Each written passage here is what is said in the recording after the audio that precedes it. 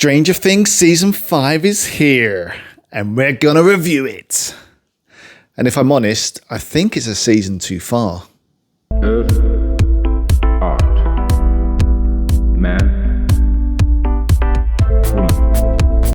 Well, first of all, I had to recap what happened in Season 4 because it's been so long that I would not have been surprised if I saw the cast with beards and children of their own, you know, in a basket on one of their cool chopper bikes.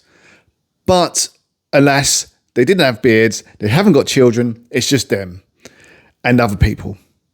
Although there's not actually too many different characters, although there is one who's actually turned into one of my favourite characters, but we'll talk about that later. So the 5th season's here. Where could they really go with this? Could they go somewhere else on a branch off, or not even branch off, just add some new stuff? And I don't think they went anywhere near there, really. It just seemed a bit recycled. Anyway, this is going to have some light spoilers, so just bear with me. If you haven't seen it yet, I will let you know when there's a spoiler. So I'll first touch on Season 4, which I believe peaked. I think Season 4 was the absolute peak. The characters were ultra cool, especially Eddie and his guitar on the roof. There was sexual tension flying across every scene. Everyone seemed to go through some extreme puberty and just wanted to sleep with each other, and it was just out of control. There was a lot of tension with that. Eddie Munson was the standout character for me. I think it was awesome, and it was a sad character. He was always on the receiving end of crap from the start. The thing with Season 4, there was a lot of stories going on with individual characters. There were friendships that were being strained. We all loved Eleven. We go to Alaska and watch Hopper, because Hopper's, who was supposed to be dead, is actually in Alaska. We've got to go and watch him escape from a Russian prison. Then we meet, I can't remember his name, but a very comical character who's also in Season 5. Oh, of course, we meet Henry Krill, and of course, the beginning of Henry Krill. So we get a lot of those. We got a lot of introductions, and where have they gone with this? Well, they haven't gone anywhere else, really. We had Max. She went into the Upside Down. Well, apparently she was also dead as well. But no, she is in the Upside Down. We kind of knew they weren't just going to let her go.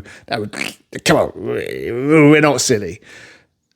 But is the fact that Max is in the Upside Down, does that warrant a whole new season? A whole Season 5 of 10 episodes of over an hour and a half each? There's only so much you can do.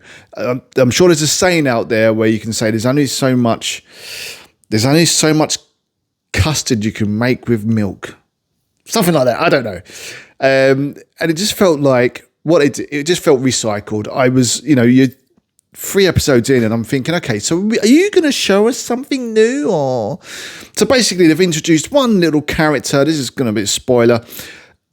I don't know, I can't remember her name, but it's someone I wasn't even really familiar with in the start. She just comes out of nowhere, and it's like, right, okay, so we've got Max in the Upside Down. Let's what we're going to do, we'll get someone else and put them in the Upside Down. Someone we don't actually, that the viewers are not even really connected to. If you're going to take someone to the Upside Down, get someone we are connected to, and maybe make it, I don't know, Winona Ryder, take her to the Upside Down. But it was just some random kid who we don't even really care about. And the thing with the build-up with Stranger Things, the selling point of Stranger Things was it was just like Super 8. I love Super 8. It was a throwback to the 80s. It was developing of characters. It was the throwback to the retros. You're seeing Walkmans. You're seeing chopper bikes. You're seeing 80s hairdos and 80s shops, and it all feels great.